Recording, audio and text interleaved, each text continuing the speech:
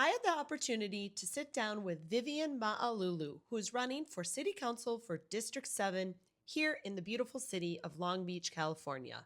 We discussed the typical things that Long Beach residents are worried about, like infrastructure, traffic safety, homelessness, crime, police, and we even talked about why she's lived in District 7 for decades and why she still loves it there. Running for city council is more than just local politics. It's truly a representation of neighborhoods, solving problems, and of course, earning the trust of the community. And also, tell me why I interviewed somebody who teaches journalism. Like, I wish I would have known that prior to booking the interview. Nice to meet you. Nice to meet you again. I know, I met you before. Right. Tell us who you are and what you're up to in District 7. Well, thank you, Carrie, for this opportunity. It's a pleasure to be here with you, and thank you for all the viewers. My name is Vivian Malauulu, and I'm a candidate running for City Council here in the 7th District in the beautiful Westside, the best side. And my husband and I have lived here in Wrigley for the past 26 years. We've raised our family here. We have 4 children, and they were all born and raised in the same house. We've never moved. We bought the house shortly after we were married. We're coming up on our 28th year wedding anniversary. That's pretty incredible. soon. Thank you. It's not easy, but it's worth it. And I'm currently a trustee at Long Beach City College. I've been serving on the college board for the past 10 years. This is my 3rd term. I'm a former commissioner for the city of Long Beach. I was on the Commission on Youth and Families. Before it was called the Commission on Youth and Children, and I led the initiative to change the name and to change the charter to make it more reflective of the actual work that needed to be done. It's an advisory commission on the city, and I'm very proud of the work we did. We started the Long Beach Youth Forum. We brought the Long Beach Poet Laureate program to Long Beach, and we did a lot of things in the city, particularly with parks and recs, to make sure that Long Beach parks were more inclusive for families and children. And I've also been serving on the YMCA Early Childhood Education Board for the past 14 years. I'm a career educator. I've been teaching most of my life. I taught public inner city high school for 17 years. I'm also a longshore worker, and that is my bread and butter. My husband and I, my husband and I both work on the docks. I'm a proud member of ILWU Local 13. I work nights. My husband was Local 13 up until last year, and then he transferred to Local 63. He's a Marine clerk now. And I'm a union officer. I've held several titled positions within the union. I was the first female trustee in Local 13 in 2017. I was the first woman benefits officer in the entire union. I currently serve on the executive board, political action committee, caucus. I've been very involved as a volunteer in the union, and I'm proud to serve. So now I'm stepping up to run for city council. Why did you decide that you want to run for city council? It's a great question, Carrie. I've been asked that. Do you have time? Hundreds of times. Hundreds of times I've been asked that. There's 2 reasons why I made the decision, because I wasn't going to run. I wasn't going to run. I'm very happy at Long Beach City College. I love LBCC. It's such a wonderful place, and it's a totally different place today than what it was in 2016 when I first got elected to the board. I used to teach journalism at Long Beach City College, and I was on the Trades Advisory Council, and the trades were cut, and that prompted my decision to run for the college board. And I've done really good things at LBCC, started the Labor Center, started Beach Flea at the Trade Tech campus, and all of those initiatives have really helped our community, particularly here on the West Side. So I've had a lot of neighbors, a lot of friends who reached out to me and said, Viv, you should run. The current council member is termed out. You should run. You should think about running. And I was like, well, I'm really happy. I'm really happy at Long Beach City College. I love LBCC. And because I had so many people, neighborhood leaders, community leaders, businesses say to me, Viv, it's your time, run for city council. That's the first reason. The second reason is because this community needs it. Wrigley and the West Side have been largely overlooked, and we have so much potential. There's so much history here in West Long Beach and so many wonderful things happening here that the rest of the city doesn't know about. And I've seen consistently resources go to other parts of the city. And I feel like, wait a minute, what about our community? We live here too. So those are the primary reasons why I decided, people were asking me to run, and because I feel like I could move the needle. I feel like with the experience that I have being on the college board and all the things I've done throughout the city, as a union officer, as a leader, I feel like I could really help.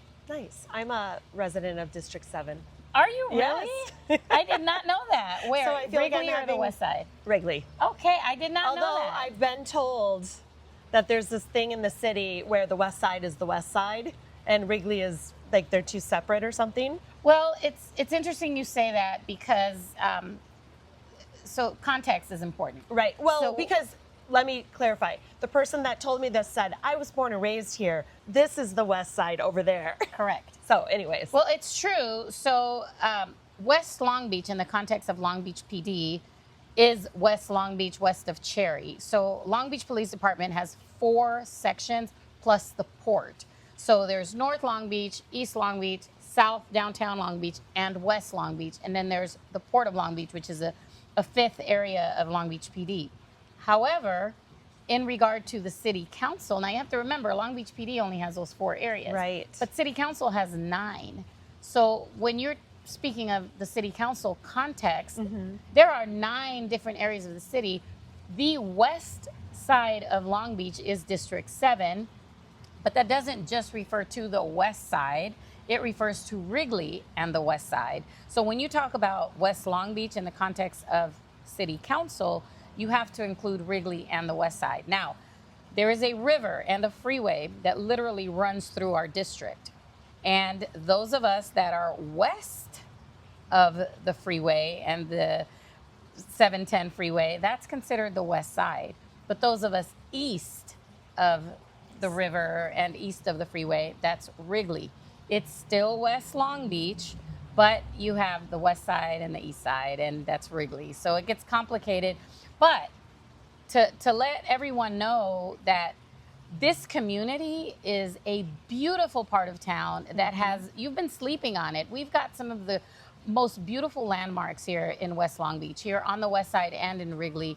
And I intend, as your council member, to really shine a spotlight on what makes this community so unique and to turn this into a destination, to turn it into a part of town where folks really want to come and explore and check out the history of Long Beach, because that's what we need. I've got the energy, I've got the enthusiasm, and we certainly have the people, we have the businesses. So pretty soon, the West Side and Wrigley will be open for business that we want everybody to come and enjoy. And it's not pretty soon because we're open for business now. So I feel like there's so many hidden gems over here absolutely. that people don't know about. Absolutely. I love living. I Yeah. used to live in District 3 and I moved over here about 5 years ago and I absolutely love it. Are you here in Wrigley? Uh-huh. Excellent. Okay, I'm in Wrigley. I moved because the yard was bigger. It was quieter. I got tired of people walking by my house. You know, it's just, I love it over here. This is a very family-friendly part of town. Homes are beautiful. The lots are large. I've been knocking on doors. I can't tell you how many times. I mean, maybe 5 times this Saturday alone. I knocked on somebody's door and I was admiring their flowers, and then they say, well, check out my garden.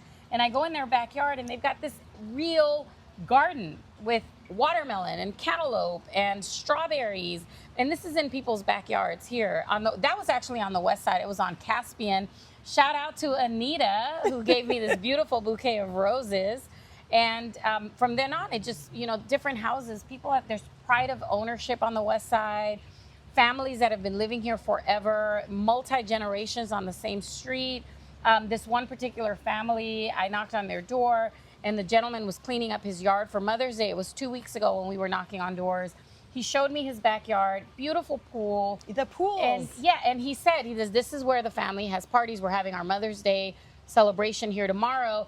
And then we walk in front of his house and he says, my in-laws live there. My parents live around the corner. My son is, and I'm going, this is all on one street. So there's so much pride of ownership here, on the west side. What do you think the biggest misconception is about the west side? I feel like we have a bad rap when it comes to safety. And I feel like we have a bad rap because of particular pockets of our community which have been underserved, and the lack of investment in those parts of the city really show. When you're not pouring investments into a particular community, you're going to see that manifest itself in low morale, that pride of ownership that isn't there because perhaps their yard is neglected, and folks think that it's a bad neighborhood because you have elderly folks who live there who need help but don't know that help is available to them. A lot of people whose doors I've knocked on aren't aware that the city will offer services to provide for them. For the elderly? Yes, to fix up their home, to help them with their yard. So I think we just need to build on that community, that sense of community to help folks. And I think that will help reduce the crime, the vagrancy, the unhoused that we see in our community. I think that all of those are elements that contribute to that negative reputation that we have. Yeah. But I mean, knock on wood, we've lived here 26 years and we haven't had an issue, but we also have really good neighbors that we communicate with regularly. We're there for each other, we support each other, and I've seen that on different blocks throughout the neighborhood. Yeah, I feel like over here, if it's street sweeping day and you forgot to move your car, the neighbor's like, hey. Yeah. And it's so nice. We do. What is an issue? There are so many great things over here, but what is an issue on the west side that keeps you up at night, that makes you worry about? Definitely the homeless situation along the river. I work nights. My husband and I both work nights. So when I get off work and I'm heading from the port going northbound on the 710 and I exit Willow to come home, I see the homeless encampments with the fires burning. Perhaps they're trying to keep warm at 3, 4, 5 in the morning. Perhaps they're cooking at 11 o'clock at night. But that keeps me up at night because I often wonder, I've done some volunteer work and I've worked closely with organizations like Precious Lambs who support homeless families or single mothers with children who are homeless. And I worry that there's a child in that tent, in that encampment. I worry that there's a single mom there who has a kid and she's got this fire burning to try to heat up a can of beans to feed her child. And I go home and it breaks my heart.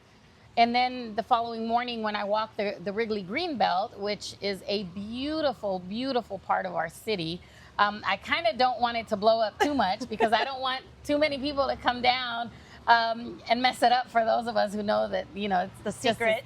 It's a great place, the Wrigley Greenbelt. Like, you've been sleeping on that. You could see horses, you've got wildlife, you've got birds. We walk our dogs there. We walk there almost daily. And sometimes I do see homeless, unhoused neighbors that are there, and we try to help them. We try to feed them. But that's the issue that keeps me up at night. The wildlife over here is so different than the other side of town because, like you said, there's horses. Yep. I feel like every day it's like cue the parrots, Yep. cue the Canadian geese. Right. Every night the skunks. Like, Yep. It's a different ecosystem over here. We've seen a lot of snakes, so that might keep you out because it's spring. So you're gonna see. We have a Wrigley Facebook neighborhood group, and you'll see the pictures of the folks walking, and they'll see the snakes. They're What harmless. Gosh, I'm not an animal expert. I mean, I can identify a dog, but I can't identify the breed of dog. I can identify a snake, but I can't identify the type of snake. But apparently they're the kind of snakes you want in your garden because they'll take care of rodents or other problems. Oh. So they're the friendly snakes. We have coyotes, which are not friendly, but we see them, and we see them up along the Wrigley Greenbelt, which is a really great stretch of greenery and stretch of wildlife. And there's a separate area for pedestrians, and there's a separate area for horses.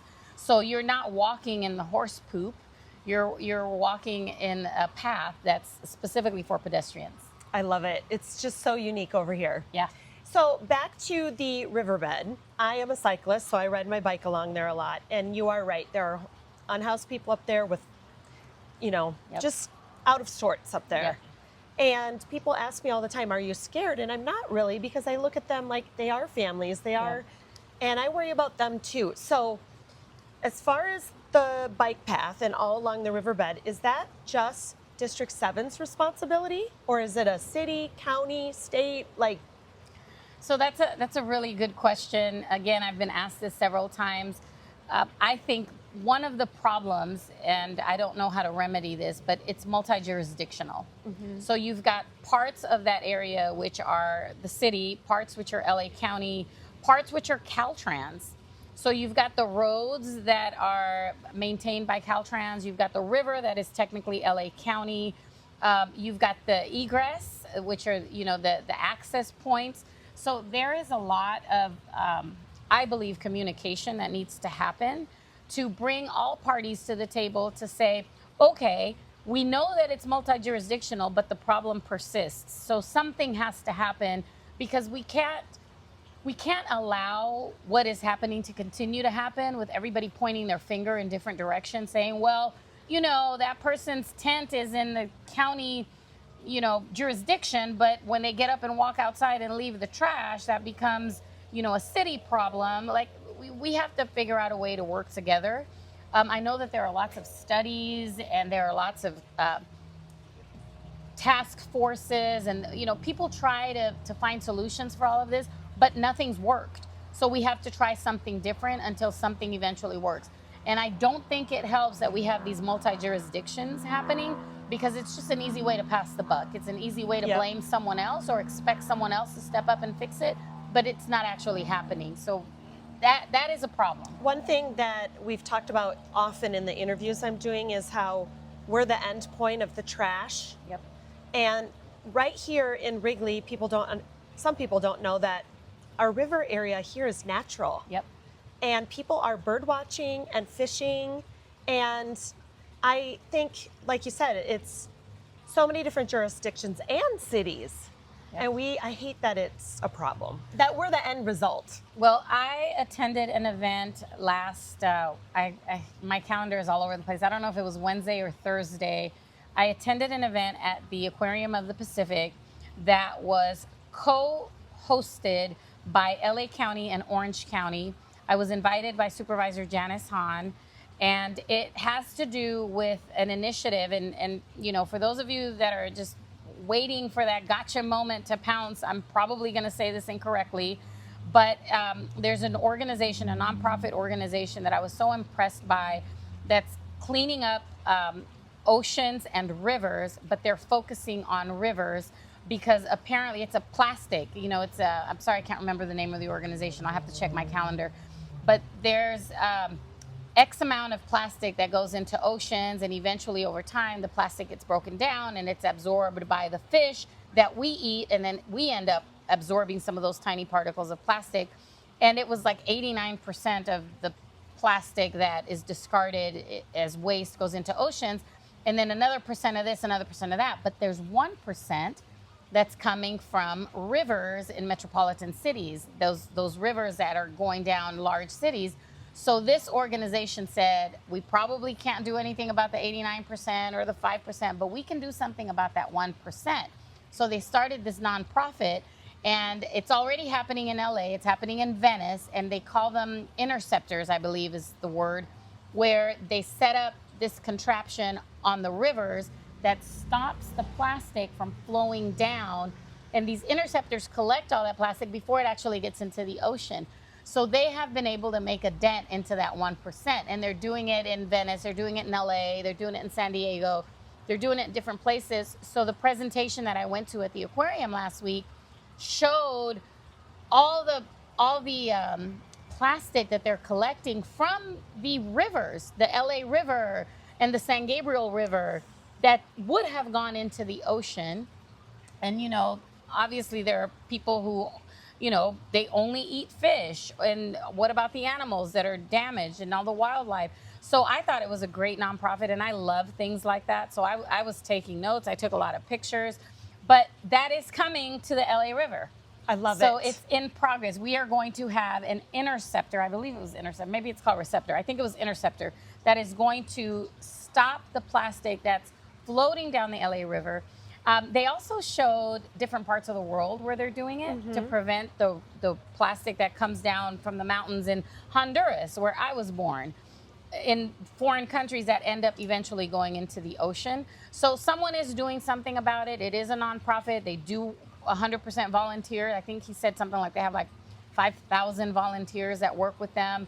And then at the end, where it bottoms out, then they have the barges with the cranes that are picking up all the plastic before it gets to the ocean. And they're able to collect it and take it to a landfill or dispose of it properly so it doesn't actually make it into the ocean and cause all the damage to the fish and the wildlife and the environment. I love hearing this because I'm a complete plastic freak. I hate it. And there's huge wastelands out in the ocean of plastic. Yes. They showed the videos. Like it was such a compelling presentation that, I don't consider myself some crazy environmental person, but boy, it made a believer out of me to sit there and go home. And we do recycle. My household, we do recycle, and we have for many years. But it made me really consider, like, do we really need to buy that where we could be buying this? Or is there another way that we could make it better? Because everything ends up in the ocean somehow, and we want to make sure that we are good stewards of the earth. We want to make sure that we're good stewards of our environment, so our children and their children can enjoy God's green earth as we have, without leaving a destroyed planet. Right. I even think about, I've seen TikToks and stuff that, like, people take their contacts out and they're throwing them away and they just wash them down the sink. Like, we can't be doing those things. Right. This is what people say. It seems that everybody is voting the same way, either yes or no, but there's not really a deal breaker in there. So I think people wonder, if that was the situation, how would you handle it? Are you willing to go, no, guys, that doesn't work for our neighborhood? Or great question. Seems like you're a strong woman, so I feel like I know the answer. I've done that lots of times. This is the part where I say something I hate to say, but ask about me. just do your homework and ask about me. I'm not a rubber stamper. I'm an independent thinker, both in my public official elected role at Long Beach City College. I don't just go with the flow. I tend to ask questions. I read. I do my research. I do my homework. I follow through.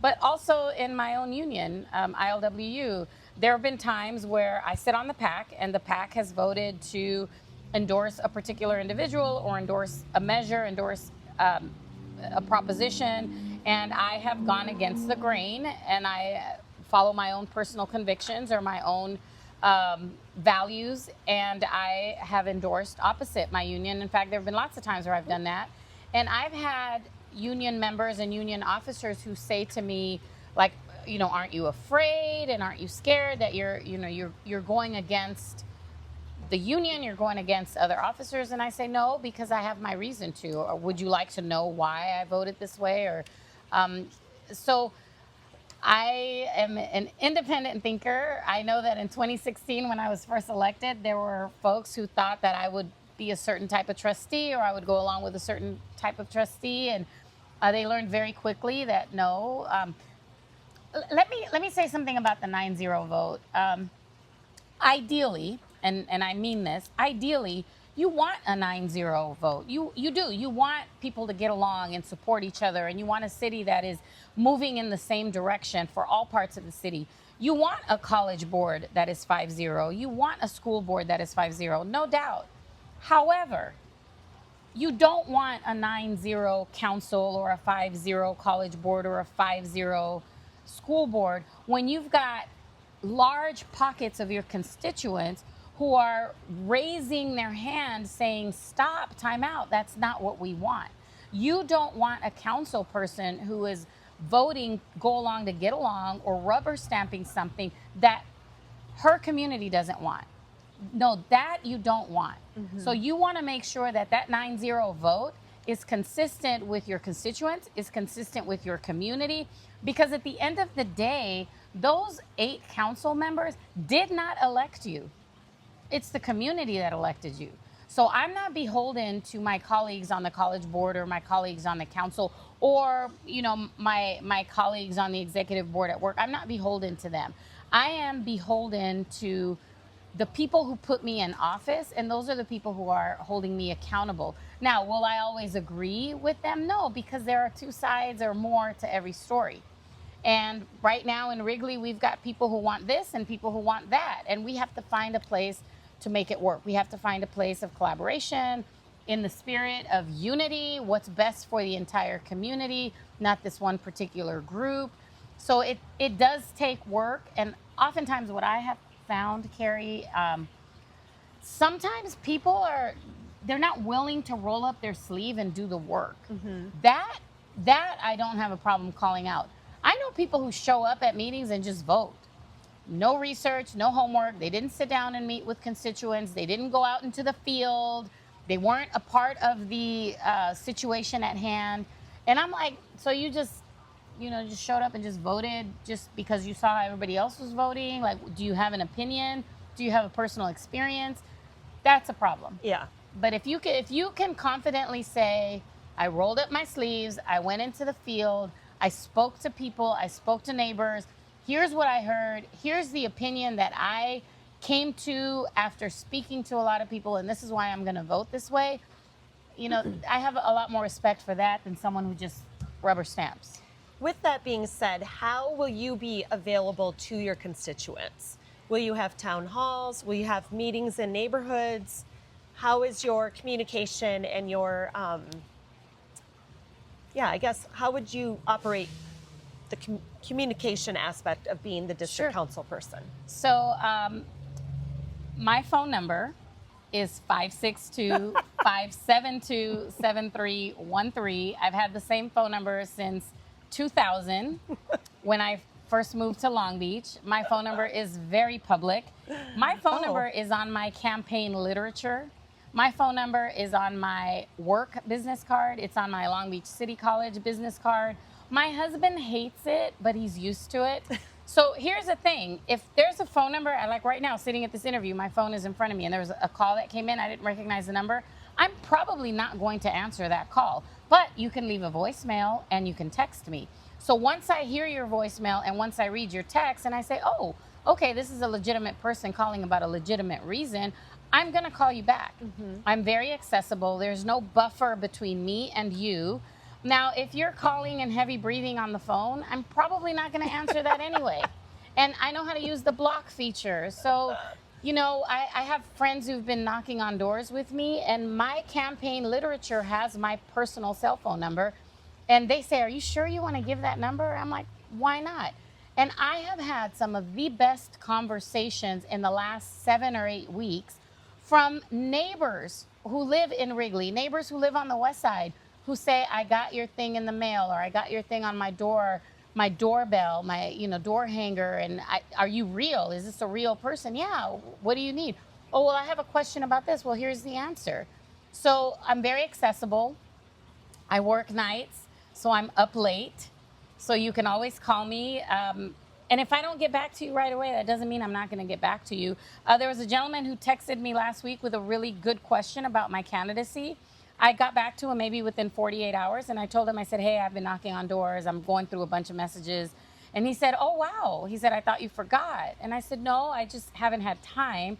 But now I'm sitting here. I was at my daughter's softball game on Saturday, and while I was at her game, I sat there and responded to about 20 messages that were maybe a day or two old. So I will get back to you. There's no barrier because, like I said, if you're a crazy lunatic, I'm not going to take your call anyway. But if you're a real life person, yeah, let's talk. Let's have a conversation. I like to ask that question because people feel intimidated to go to city council meetings. And also they don't have time because they're, sports and kids and dinner. And so I feel, based on my experience at city council meetings, is people escalate because they don't feel like anybody's listening. So agreed, 100%.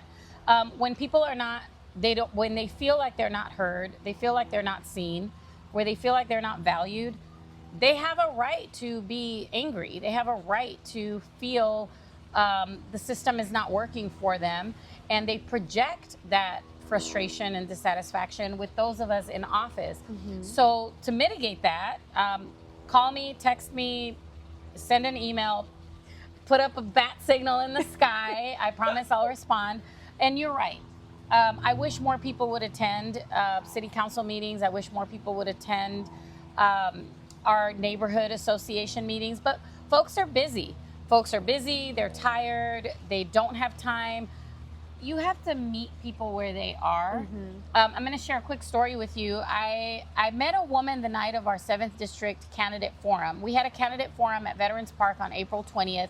There were about 150 folks who showed up. Thank you to the League of Women Voters who did a fantastic job of organizing this event. And there was a woman who stayed back and waited to talk to me. And she said to me that she had never been to an event like this. She'd never been to a neighborhood meeting or a city council meeting because she said, I never had time. She said, I work, I'm a single mom, I have kids. She said the only reason why she attended that event is because I called her when I was phone banking. And I said, hi, my name's Vivian, and I'd like you to vote for me. And she said, oh, I haven't done my research. And I said, well, if you'd like to meet me and the other candidates, come to this candidate forum. And she said that, and I said, bring your kids. And she did. She had her kids with her. She said, if I hadn't invited her, she wouldn't have attended. But her being there exposed her to other neighbors, and she got to talk to other people who live in her neighborhood. So now she feels like she has a sense of community.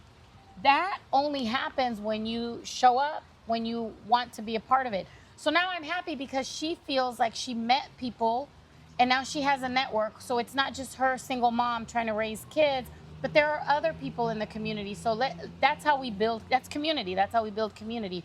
And it all happened because I invited her to come to this candidate forum to meet me and my 2 opponents who are really nice gentlemen. I have 2 opponents who are very nice guys, and we had a great time at the candidate forum. But she would have never had that opportunity had I not reached out and invited her. How will you represent such a diverse district? So a little bit of everybody over here. Yeah, that's another great point. The 7th District is very diverse. So we have a lot of working families, a lot of working class families. We have a lot of young families. A lot of young families have been able to purchase their home, their first home in Wrigley and in the Westside.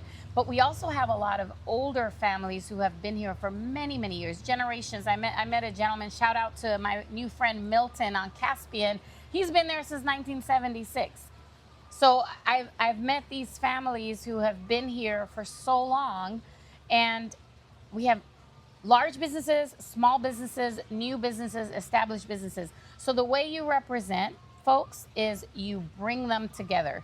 You bring them to the table. We have a lot of effort that's going into uniting businesses, particularly on the West Side along the Santa Fe Willow corridor and in Wrigley along the Pacific and Willow corridor. So we've really made an effort to bring those businesses together. I intentionally did not rent a campaign headquarters facility. My campaign headquarters has been here. We're at PBS Pub. It's been Buono's Pizza. It's been Casa Perez. It's been Casa Chasquis. It's been Tepechi. I'll be there on Wednesday night. So I have gone to these local businesses that know me, that know my family, because that's where we eat, right? My kids love them some 5,000 Pies cookies. So we've had several events at 5,000 Pies because the owners of 5,000 Pies know my family. They know our commitment to the community. So I've reached out to them and said, hey, I'm thinking about running for city council. Can I count on your support?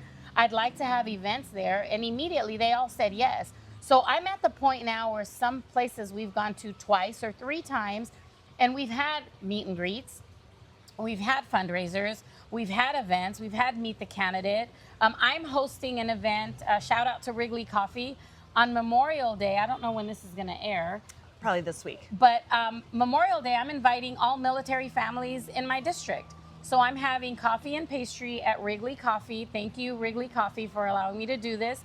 And it's not my first time. I've had several meet and greets there. But if you are a military family in the West Side or in Wrigley, Monday morning, Memorial Day, come have pastries and coffee. My family will be there, and it's our treat. And we just want to bring our community together to show our support for you and to thank you for your service. And this is not a fundraiser. It's just the Malauulu family expressing our gratitude to you for your service. And if we have any military families here who one of your, the husband or the wife is deployed, we definitely want to meet you. We definitely want to show our support for you. So these are little things that I've done because our district is so diverse, because we have so many people of different ages, ethnicities, political backgrounds. I'm a Democrat, and I consider myself an old school Democrat, and I know that probably half of your viewers are probably going to tune out after this, but I can tell you that I have a lot of support from Republicans in my district who know me, and a lot of the support that I have is not particularly supportive of the current administration. So they're like, Viv, we know you, we know your family, we know your values. How can we support you? So that right there, being able to bring two parties together in the name of strengthening our community in the 7th district, that's huge. That's huge, because I'm going to be a council person for all of you. Whether you're a Republican, a Democrat, or an independent, I will be a council person to represent all of you. So let's work together and let's build a community that is reflective of our entire pocket of the city, where we can all be together and really it's more than work together. It's build together. It's grow together. It's show the rest of Long Beach what we have and the beauty that is here in this community. If you don't mind, tell us a little bit about your diverse family. Okay, well, some of you know my family background. So if you've ever been to any of my events, this is how I start, right? I was born Vivian Ramirez in San Pedro Sula, Honduras. I came to this country when I was 7 years old. I didn't speak any English. My mom married my stepfather, who adopted me. My last name changed. I went from Vivian Ramirez to Vivian Williams. My dad, and I refer to him as my dad because he's the only dad I really ever knew for many years. He was from Tallulah, Louisiana. He was a black petroleum engineer. I grew up in Carson, which is the city right next door, just west of Long Beach. And I grew up in an all-black neighborhood. It's called Del Amo. If you know anything about Carson, there are different neighborhoods, and the subdivision that I lived in is called DA, Del Amo. Back when I was there in the 80s and 90s, it was predominantly black. I went to an all-black public school. And when I say, and I had somebody who say to me, what's an all-black public school? Really showing her ignorance, because there are such things as all-black public schools.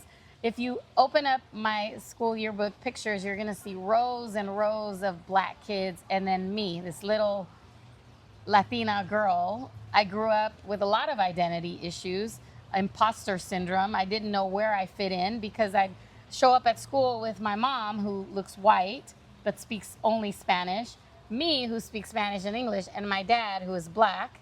And then my biological father is Palestinian. There's a large Arab population in Honduras, and my biological dad is Palestinian. I didn't meet him until I was 13 years old. And then my husband is Samoan, which is where the last name comes from. So I'm, born in Honduras, raised by a black man, half Palestinian, married to a Samoan. So imagine our 4 children. We have 4 kids. So our kids are like, what are we? What do we put on this form? Our family parties are like United Nations summits. We are the United Colors of Benetton, for those of you who know what that means and what that is. But we love diversity. We celebrate diversity. We applaud people and meet them where they are. I did have a lot of imposter syndrome, particularly with my education. I know we haven't gotten to that yet, but my background. Just a week ago, the day of this interview, I graduated with my doctorate from Arizona State University, Forks Up. Nice. And it took me 25 years. The program that I was in was actually a 3-year EDD program, but I started my doctoral journey in 2001, and I had 4 babies, and I put the needs of my family ahead of my goals. I had my bachelor's, I had my master's, all before I had kids. But when I wanted to start my doctorate, I have 4 kids. I had 4 kids in 8 years. So it was difficult, and it was expensive, and having kids, and my kids are very active in sports and travel ball, and that is very expensive. So I kept putting my education on hold. And then once I had all 3 of them in college, and I just had the one at home, and I was like, I'm going to finish my doctorate. And it was a race with this campaign. I experienced a lot of guilt this past year because I was done with the coursework. I was just working on my dissertation.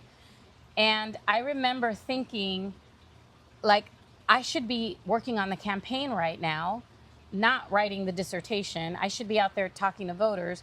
And then when I was talking to voters, I had a lot of guilt because I was saying I should be writing. I should be working on my dissertation right now.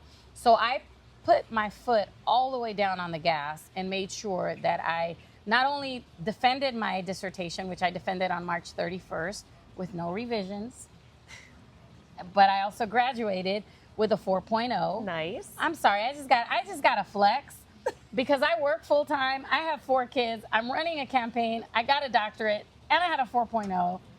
I just got a flex. Sorry. Shout out to working moms, right? Yes. But I did that to set an example not only for my own children, but for other people. Did you know that only 1%,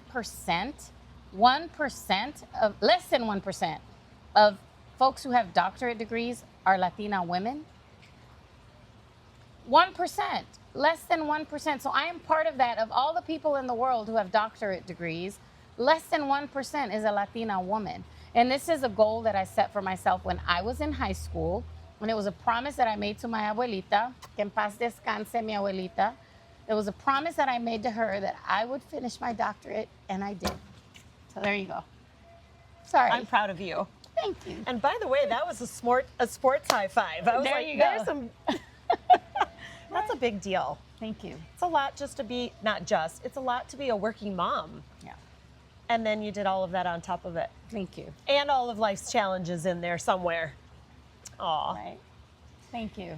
I want to switch gears a little bit because you said you grew up in Carson. And when I do these interviews, people do talk about the pollution over here. Mm-hmm. And some of them mention the pollution coming from, I think, factories in Carson. Refineries, sorry. And then the port. And can you speak on that a little bit? Absolutely. This is an issue that is near and dear to my heart for 2 reasons. Number one, I'm a longshore worker, so I work on the docks. So not only is it my bread and butter, but I live here. I live in Wrigley, up against the river, up against the freeway, so it's also my backyard. In 2007, I was my background is journalism, many of you know that, and I've been a community reporter for lots of different publications. I taught journalism at Long Beach City College before I was elected to the board, and one of the publications that I contributed to as a volunteer was the Signal Tribune. The publisher was Nina Strickhart. She recently sold it to Jimmy E. But when I Jimmy E? Yes, I love it. She recently sold the Signal Tribune. But when I wrote for Nina, I broke the story of Hudson Elementary School in the Westside having the highest rate of asthma than any other elementary school in Long Beach Unified. And the reason why I was able to write that story is because a friend of mine was the school nurse there. So I taught high school for LA Unified for 17 years. So I got to know a lot of teachers and school nurses, whether they were LA Unified or Long Beach Unified. And my friend at the time happened to be a school nurse at Hudson, and she called me and she said, "Do you know anybody hiring a school nurse? I got to get out of here. My asthma is flaring up. I can't breathe. My students are always sick." And I remember thinking, like, that's not cool. Like, what's the district doing? What's your school doing? And when I spoke to her, she told me about the absenteeism, the truism, the truancy, the students who were constantly sick, and it was because of asthma, because of Hudson Elementary was up against the 47, the 103 Terminal Island Freeway. That is actually the westernmost boundary of my district. So my district ends at that 47 103. And I went to talk to her, and I remember the data that she showed with how many students had asthma. And I remember talking to Nina, and I said, "Hey, like, I just feel like I need to do a story about this." And that story broke what would later be eventually led to, and not the only reason, I'm not taking credit for Hudson Elementary closing. Obviously, there's a lot of attrition in that neighborhood. But Hudson Elementary School is now closed. But the playground was right up against that 47 103 corridor before the port really started making an effort to green the port. Now, the Port of Long Beach has done a really good job, and I'm not plugging the Port of Long Beach. I don't work for the Port of Long Beach, but they have done a really good job of reducing the particles, the greenhouse gases, the emissions, all the pollution in the air. Again, I'm not an environmentalist, so forgive me if I don't have the exact terminology, but they have made an effort to become the world's first green port. They've reduced the particulate matter in the air by 80%. I just attended a meeting at Silverado Park for was it the methyl bromide? I forget what that was. Yep, that was last week. Yeah, I was at that meeting. Bromide? I forget what it's called. Sorry, I take notes, but then I don't remember because I've got a million other things on my mind. But if I go back to my notes, I'll be able to tell you exactly what it is. But the port has done a good job, but they're not at 100%. And I believe that a lot of the issues come from the trucks, the actual trucks, because those trucks have not been required to go green or go electric yet. Supposedly, they have a deadline where by 2030, all the trucks that go into the port have to be either EV or greenhouse, or all the emissions that the trucks put into the environment have to be reduced. So I'm hopeful that will happen soon. They've got 4 years to make that goal. But that, with the environment and the refineries in Carson and the port and the trucks and the freeway and the traffic, is a big deal that affects 7th District more than any other district in Long Beach. More than any other district. They don't have to deal with a port. They don't have to deal with a freeway. They don't have to deal with the refineries in Carson right next door. They don't have to deal with the LA River. And yes, there is pollution also. It's not necessarily air pollution, but there are items, pollution. So there are so many environmental issues in the 7th District that we really do need to have the support from the city council, from the county, from the state, federal. This is an all hands on deck situation that this community deserves. Yes, some things have been done, but there are still a lot of things that need to be done. And this goes back to what we talked about earlier. There have been so many studies. We don't need another study. Long Beach is great for studies, right? We put research centers in business. We keep them in business. We need action. Right. We need someone that will take that data, that will take the results of that study and actually implement strategies that solve problems that make the quality of life better for our community, our immediate community, the people who live immediately around the 710, the freeway, and feeding into the port corridor. Mm-hmm. What would your response be to the residents that are concerned about the condition of our streets, and also the fact that, and I don't think they want to change the route, but apparently there's buses on the west side that go down the little streets, and then there's exhaust, for lack of a better word, going into the homes of elderly people that may not have HVAC. Like, do you have any thoughts on that? So two questions. One is about the traffic, the condition of the streets, and the other one is about the bus route. So with the bus route, Long Beach Transit, I know this is something that's on their radar, and Long Beach Transit, and I can't speak for them. I don't work for Long Beach Transit. I have not had a conversation with Long Beach Transit. I'm giving you information that I was told, that Long Beach Transit is making a more conscious effort of putting vehicles on the road that drive through neighborhoods and communities, including Wrigley, because we have a bus that drives down Magnolia. So I have been told that Long Beach Transit is aware that it does need to provide equipment that is not polluting or causing damage, especially to elderly, in neighborhoods. So when you've got Long Beach Transit buses that are driving through the neighborhood, there does need to be something does need to be done to ensure that the buses are safe, the buses are clean, they're quiet. We don't want those loud, noisy buses. I have a friend who lives on Magnolia, and she said that the bus stops right in front of her house. She also works nights, and her bedroom window is on Magnolia, and she said that bus every day, hitting the brakes in front of her house, the screeching brakes, she can't sleep at night. So she had to spend $3,000 to get these dual pane windows. And I was thinking, like, wow, I wonder if that's something like the city could get involved in, because she did it on her own just so she could sleep at night. It wasn't an option for her to move to another bedroom in the house. Like, that is the master bedroom and that is where she's staying.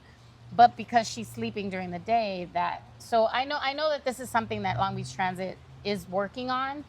As far as the condition of the streets, we all want the potholes filled. We all want the streets to look nice.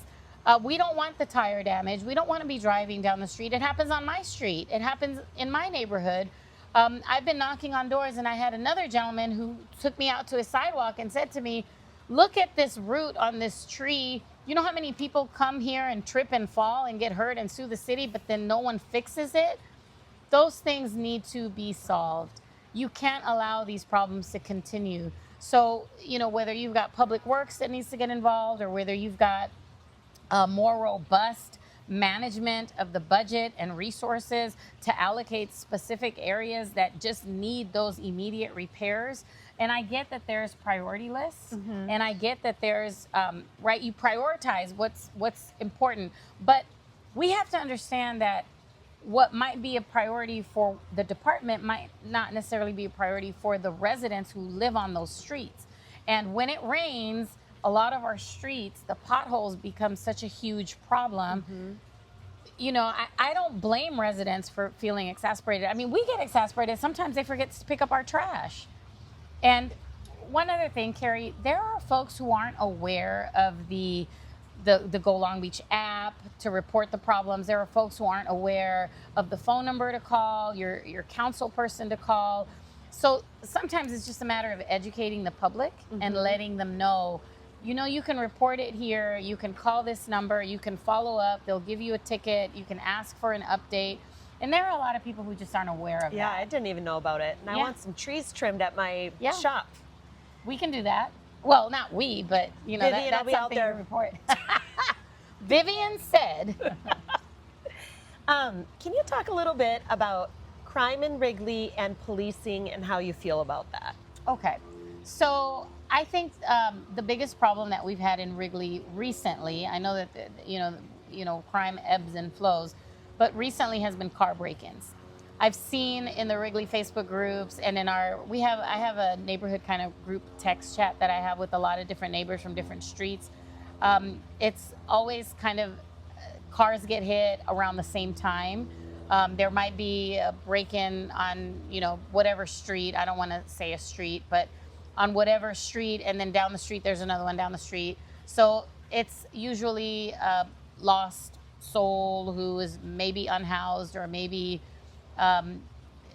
dealing with a drug or an alcohol problem, who is walking down the street, and they might see something in your vehicle and they'll break the window and they'll take it. So be cautious of leaving things visible in your car, because that does seem to be a problem right now, car break-ins. Another problem that we've seen is we do have folks who I think are more than just homeless. I think there are folks who don't necessarily want to be housed, but they suffer from addiction, and they're out in our neighborhoods and they're walking around, and sometimes they're shouting, sometimes they're not fully dressed. So this is also an issue that I've seen in Wrigley.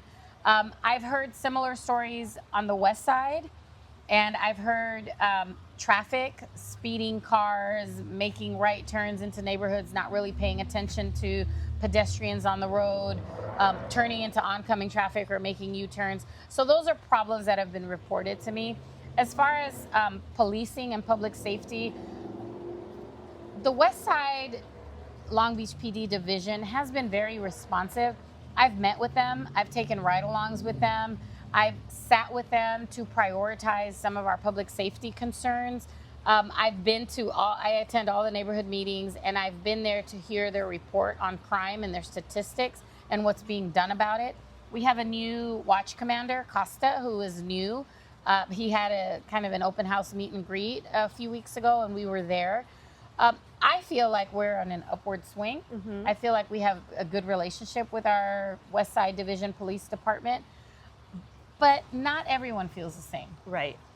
We do have neighbors who feel like they still call and they don't get the response that they need. Sometimes they report crime and nothing happens. And I think those are the issues that a council person can help address.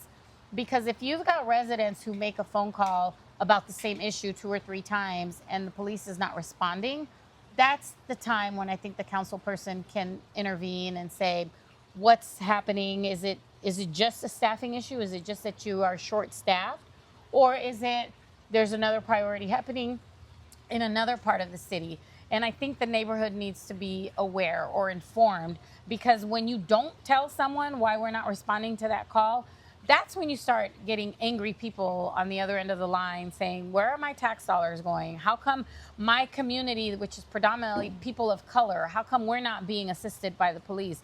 And that animosity builds and it festers. But if you are honest and transparent and you're explaining, we're short staffed today. We don't have the right number of police officers on patrol, or there's an emergency happening in another part of town where we had to dispatch some of our units out there. I think that conversation will go a long way, especially when you have to explain where priorities are in terms of public safety. Obviously, anything with a weapon, anything involving a homicide, those are more priorities than a car break-in where there wasn't, a person wasn't injured. Another problem that I'm seeing a lot is sometimes we just need to be better neighbors. Parking is a problem in our district, and parking blocking driveways. I think we have to do better to create a more neighborly community where we're not blocking each other's driveways, where we're having conversation with people. I met a woman, I was canvassing South Wrigley, and I met a woman who's a single mom. She has 2 kids and she's a nurse. She works at Children's Hospital, and she works a swing shift, so she gets home about 11 o'clock at night, but she has to pick up her kids from whoever's watching them, park her car, carry her kids up to her apartment, and by then it's like midnight. Mm-hmm. And she was telling me how she has to park really far away. And I'm thinking, I'm a bag lady. I have a purse, a backpack, my iPad, and if I have to carry a kid and she's got a stroller and a wagon, and she's like, I can never park in front of my apartment. And I said, have you talked to your neighbors? And she just kind of looked at me like, no. I said, well, talk to them. I'll go with you. Let's see if we can have someone help you. Yeah, save a spot or. So we did. Oh. So there was a gentleman who lived 2 doors down from her, really nice man. I don't want to say her name or his name, but they live in South Wrigley, really nice man. And I went and introduced myself, and I said, I just want to help her. She works late and she has kids. I go, and she actually told me that he had like 5 or 6 cars. She told me that. So I said, hey, do you think maybe a couple of nights a week you could save a spot for her? And you know what he did? He gave her his phone number, and he said, you call me when you're coming home and I'll have my son move one of those cars. Nice. So you could park. And I mean, I was in tears. And she hugged me and she was in tears. And I'm like, that's not gonna, like we just have to help each other. Like, no one's gonna get mad at a nurse, single mom with 2 kids who's trying to get home late at night with her 2 babies. No one's gonna get mad at that. Yeah. Let's figure out a way to help you. Let's have a conversation. But I wanna give that guy a shout out because he was like, here's my phone number. I'll have my son go move one of the cars. He goes, I didn't know. He didn't know. So this goes back to something I tell my children all the time. Communication is easy and free. Communicate. When I talk to people across the city, almost unanimously, people say we need more policing or more police. With that being said, what would you say to the people that are like, policing is not the answer? Because there are people that are in fear of the police, sure. And that is understandable. So this goes back to, we have to meet people where they are. Some people have a fear of police and a disdain for police because they have had bad experiences with police. You can't blame them. Right, agree. You can't blame them. I have a nephew who is a great kid. I mean, honor roll, athlete, volunteer, who had a really bad experience with police. And he came to me and he said, Auntie, why do you support the police? Look what they did to me. And they did it because he's half black. He looks black. He identifies black. And he said, they did it to me because I'm black. And I felt for him. So I can't blame him for having a disdain for police because he was racially profiled. He was targeted for, being black. So while I'm not of the mindset of we need less police, I actually think we need more police.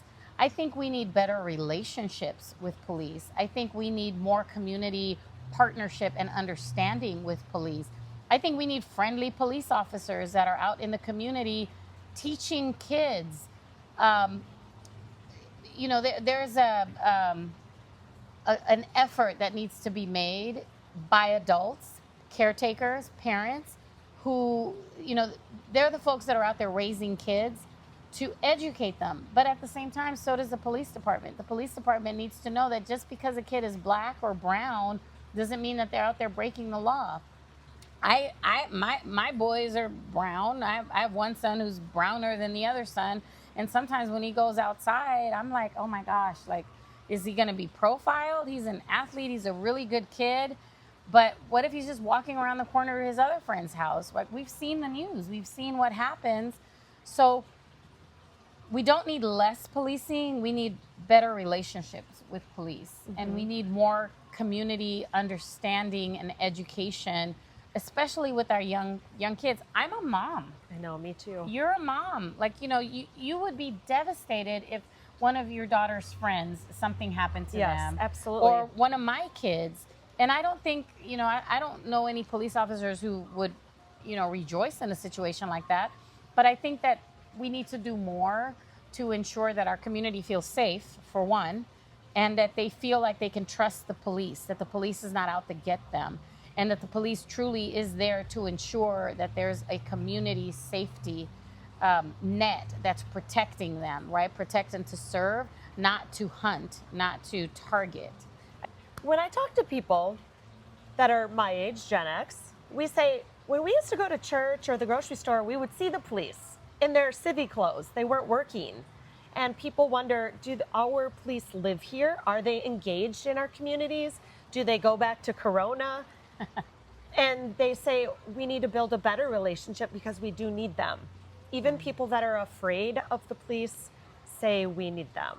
It's so tricky. So I know that there's an effort to recruit from within, not just for the police department, but from the fire department. My husband and I have had meetings with our fire department leadership to try to recruit minorities, Pacific Islanders, Filipinos, Guamanians, into the fire department. And I believe the police department has also made similar efforts, because we want to recruit from within our rank and file, because folks tend to care about their community. They tend to care about where they grew up. They tend to want those communities to prosper and feel safe. And if you have officers, like you say, who when they're off duty, they're shopping at your grocery store, they're playing with their kids at the park, or they're sitting next to you at church, you feel safer just because they're there, even if they're off duty and they're not in uniform. And they care. They care about that community. The problem that I've seen is, wages becomes an issue, because if Long Beach Police is not paying their officers a certain amount, their salary is not, a certain amount, but then they have a more competitive wage in another department in a nearby city, our officers will likely go to where the salary is more competitive. So we've got someone who lives in Long Beach but might be an Irvine police officer, or might, be a police officer for the sheriff's department instead of Long Beach PD, because they also need to provide for their family, and they want to have a pathway to home ownership and be able to build a life that they want, but they might not be able to get it because the wages aren't as competitive for our police or our fire department. So that's another, thought to consider when recruiting officers from within your community. You always want local hire. You want local hire preference. You want veterans to have priorities, minorities, women. But if they are being recruited and being offered a more desirable contract in another jurisdiction, in another department, we're going to lose them. Can you speak a little bit about I'm not sure if they're addiction recovery on the Westside facilities? I feel that there's a concern from people that we have all these shelters and recovery buildings, but sometimes they're adding to our problem within our neighborhoods of the unhoused. Sure. Do you have any thoughts on that? Sure. So I'm aware of, and this is a very touchy subject, because it is. You don't I was a benefits officer of my union, and I've learned so much about HIPAA and privacy and protection, and detaining folks who are in active addiction, 5150 holds. So you want to be really careful, and, Right. and you don't want to you don't want to put certain facilities on blast, Right. because you do want to be respectful of people's privacy. But at the same time, I understand what you're asking, where if their privacy is actually infringing upon our safety as a community, then something needs to be done. I am aware of facilities within the 7th District who provide temporary housing or recovery housing for drug and alcohol abuse survivors or folks who are in recovery. I'm also aware of the City of Long Beach, the health department, that is also partnering with other organizations. What I think is a bigger issue in this is transparency and finding out who is running some of these facilities. Are they really helping, or are they just taking the money? Are the numbers inflated? Do they really have a live person, a warm body in the beds, or are the beds empty, but they're still collecting a paycheck?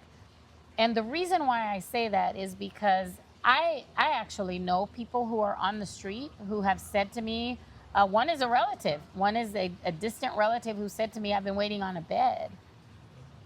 And I'm going, what do you mean you're waiting on a bed? Don't we have a not a mental health, but a recovery facility in Long Beach on Anaheim? Isn't there a facility? Oh, no, I've been waiting on a bed.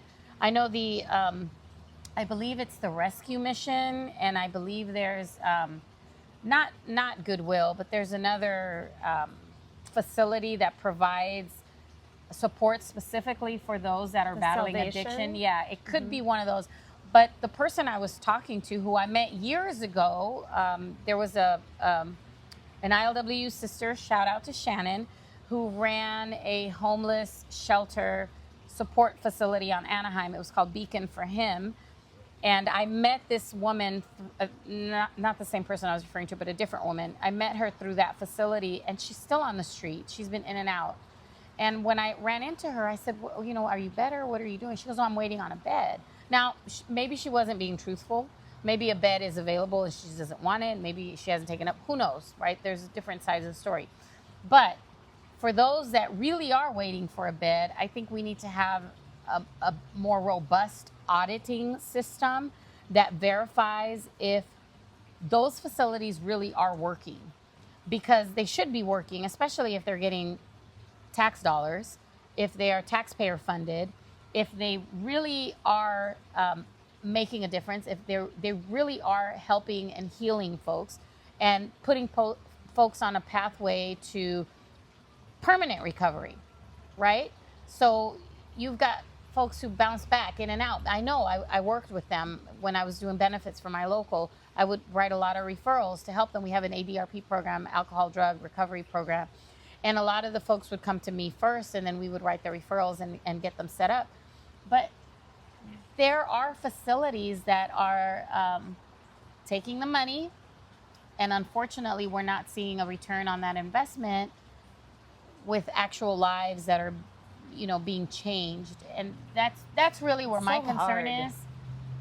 It shouldn't be. It shouldn't be. People on the West Side say that they do not have urgent care. Is that true? As far as I know, I've been hearing the same thing. I don't see an urgent care there. There's no bank there. Yes. So I've been hearing the same thing. No one should have to go across a river and go across a freeway to go to a bank. We should be able to invest in our community. We should be able to have an urgent care facility. We should be able to have, every community has a neighborhood dentist. Every community has a neighborhood pediatrician. We should be able to have that set up on the West Side.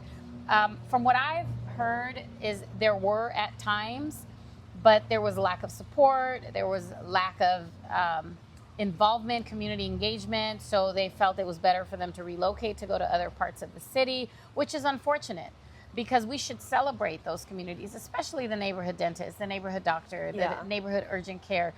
the fact that there's no bank there, but there's a check cashing place, those are predatory businesses. Yes. Check cashing places are predatory businesses. There are multiple check cashing places in the Westside. So we need to put an end to predatory businesses, and we need to help communities, especially families, working families, have a place where they can invest money like a bank, have a place where they can take out a loan for a small business or to purchase a home, and the money that they're investing stays in their community, because that's the way communities thrive, is when, it's like weeding your garden. You've got to take out the bad weeds. We've got a lot of liquor stores, we've got a lot of bars, we've got a lot of, check cashing places, but we don't have the type of businesses that help communities thrive. Now, let me say something about the bars. I don't for 1 second want anybody to think that I'm attacking our local bars, because we're sitting in one right now. This is one of my favorite neighborhood watering holes. When I was coming here, I was like, well, there's nothing like meeting a council person at the bar. Right? But there's something to be said about a person like Christine, who owns PBS Pub, who lives in the neighborhood, lives in the community, cares about the community, invests in the community, opens her door for so many community events. Like, we're sitting in this beautiful patio. We might have to show you some pictures later, but we're sitting in this beautiful patio where we've had birthday parties here. We've had team end of year celebrations. I've had several events here, and this is a great place. You could hear the water running, got a water fountain, beautiful outdoor space. But she lives in this community. She cares about this community. She supports local businesses, other local businesses. She brings in Black Pork, another great business down on Willow in the Westside. She brings in their menu here. She has them cater her events. But you do have bars here who no one ever sees the owner. You mentioned Corona earlier. I know of one bar on the Westside. The owner lives somewhere in the Inland Empire, never comes around. They have multiple brawl fights, just brawls and fights and arguing. I think there was even maybe somebody, brandished a weapon. The guy never even showed up. He doesn't care. Why should he? He's got his house in the Inland Empire where he lives. He doesn't care about what's happening on the west side of Long Beach. He just cares about people going to his business, drinking, spending money. And as long as he's getting paid, he's not worried about what's happening in our community. That's not the type of business that we should support. We should support the business that is owned by the local neighbor who lives here, who cares about us, who is out here supporting our community, investing in our community, and helping us thrive. Those are the communities, the businesses that you should be supporting. And the folks who just come in and set up a business and take the money and you never see them or hear from them, those are predatory businesses. Yeah. Is there anything else you can think about that we missed? So again, I'm really grateful for this opportunity. We do have an opportunity to elect someone, me, hopefully me, who has experience, who has been in a position to make tough choices, tough decisions. I have not only the background in practice. I live here, I work here. My kids have gone to public schools here. They've played in the local parks here. I can tell you the names of all the neighborhood leaders because I know them personally. I've been to their home. They've been to mine. We have a great working community. But I also have experience with policy, not only as an elected official, but as a community leader who follows and understands how important it is to have a community that shows up, a community that is heard, that is seen. And right now we have, it's an open seat. Our current council member is termed out. So our community has an opportunity to elect someone who has experience, passion, drive, energy, the contacts and the connections, who's been in the trenches, is doing the work, is not someone who just showed up. There's a lot to be said about the Johnny-come-latelys who enter politics because there's an opportunity. But there's a lot more to be said about somebody who's already been doing the work, who understands the dynamics of the city, who has already established herself as someone who can get things done and who it will represent everyone in the community, who will speak up for this community. And I think that there have been decisions that have been made in the 7th District that affect us that we really could have benefited from more robust representation. It's important that the rest of Long Beach understands that the West Side is not to be overlooked or forgotten. I intend to make West Long Beach a destination. I have plans, and the people that I've spoke with are on board to create a space here where all of Long Beach can be proud and all of Long Beach can come out and shop and dine. And we shouldn't have to leave our community to go to other parts of Long Beach. We should have some of these same resources here in our own community where we can be proud of, the pride of the West Side. We should be proud of this community. And that is my goal as your councilwoman, is to be able to restore some of that pride, because West Long Beach did have that pride back in the day. There was so much happening here on the West Side, the history of the West Side, the history of Wrigley, really interesting facts. Some of the most beautiful places. You've got the Japanese village that's there. You've got the history of the naval shipyard, the naval community that was here, the naval housing. We've got Gold Star Manor, which houses military families. Like, this community has so much rich and vibrant history that look at the Wrigley Historical District. These homes, these houses here in Wrigley. Incredible. The old Spanish style houses, they look like little mini castles on streets. I mean, I know people who are waiting for these houses to go on the market. And, it's just, there's so many people in Long Beach who don't know that this exists here. So my intention is to really bring a spotlight here and show the good that we have, and work with businesses and work with residents so we could build up this community and really help it thrive. I love it. One last question. What would you say to the person that is afraid to speak out or speak up or go to city council or to call or text you? People are afraid because I try to tell people online, they're representing us. Yeah. And I hate to say the word working, but they're working for us with our tax dollars. Yeah, I used to tell the membership of my union when I was an elected officer, a titled officer, I would tell them, I work at the pleasure of the membership. I serve at the pleasure of the membership. I work for you. What is it that I need to do to make things happen for you? Well, I feel the same way. Now, city council is a part-time job. I still have my full-time job on the dock. City council, I believe it's like, I was told 35,000, 40,000, 45,000, whatever it is, it's a part-time job. But my intention is to be there for you and to represent you. Don't be afraid. You should never be afraid to take ownership and to claim your community. You should never be afraid to reach out to your neighbor, to talk to your neighbor, to go to a local business. If you're not comfortable or you don't have the time to go to a city council meeting, call on the phone, send an email. You can also tune in to watch some of the meetings. The meetings are always, they're live stream. You can always tune in and watch them. But if there is something that is an issue in your neighborhood, on your block, in your community, speak up and let us know, because that's the only way that we're going to be able to help you. And sometimes people get discouraged because they don't get responses right away. Unfortunately, government is slow. Government is slow. So many things in our government are slow. It has to pass through lots of hands. I would like to mitigate that issue and try to resolve some of the bureaucracy, the bureaucratic problems that impede progress, that prevent us from getting where we need to be. I would love to be able to do that, but I can't do it if I don't know it's a problem, if I don't know it's happening. So, elevate the issue, escalate the issue, and let us know what the problem is so we can help. Yeah. Thank you so much for today. Well, thank you, Carrie. I'm so happy we made it happen. We've been having scheduling. I know. Well, between your kids and mine and life, and at kind of the end of the campaign season. Yeah, 15 days till Election Day. Please vote. Please get your ballot in the mail before June 2nd. We hope to claim a victory on June 2nd with your support. So please make sure you vote and get that ballot in. Thank you so much. Thank you, Carrie.